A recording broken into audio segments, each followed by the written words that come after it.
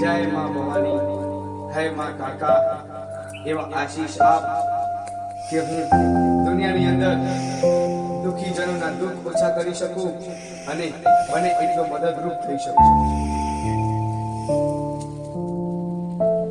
કા મંદિરમાં શું કરસ ગિરિધર?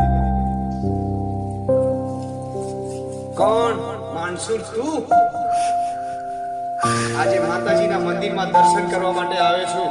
અને હા, માં શક્તિ અને ભવાનીના મંદિરમાં જ્યારે દર્શન કાજી આ ગિરિધર નીકળે છે એ દિવસે દુશ્મનીના તાજવા બાજુમાં કરીને નીકળે છે.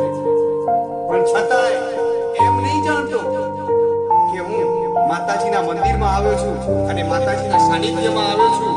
એટલે આ એક તારો છોડીને હાથમાં તલવાર પકડવાનું ભૂલી ગયો છું. માનસુર, તારે મારા ધિક્કારાના હાથ જોવા હોય તો મેદાને લડજે. અત્યારે તો માં ભગવતીના સાનિધ્યમાં આ ગિરિધર પોતાનું નખ મસ્તક ઝુકાવી અને માના આશીષ લેવા માટે આવે છે. મુખી બાપા, જ્યારે પણ હું માં કાળકાના મંદિર અને સાનિધ્યમાં દર્શન અને પૂજાના અર્થે જાઉં છું ત્યારે તમારો માનસુર આવીને મને જૂના અને બહુ જ જૂની દુશ્મની યાદ કરાવીને હર પલ મને ઉશ્કેરતો રહે છે. ધ્યાન રાખજો, આ હાથે તલવાર છોડી છે, ચલાવવાની નહીં.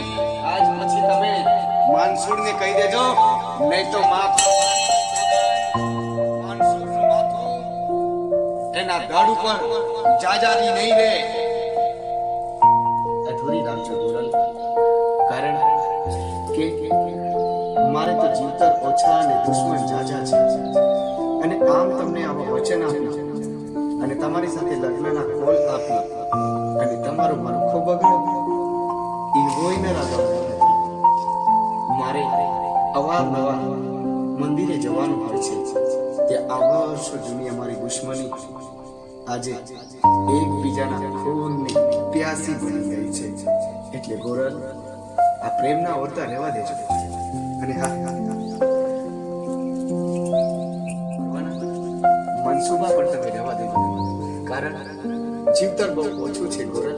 અને ઓછા જીવતરની અંદર આ દુશ્મનીનો ખટકતો કાંટો જેનો કોઈ નિવેડો નથી. અને હા, આ મુખીનો માણસુર રોજ આવીને મને ઉશ્કેરે છે.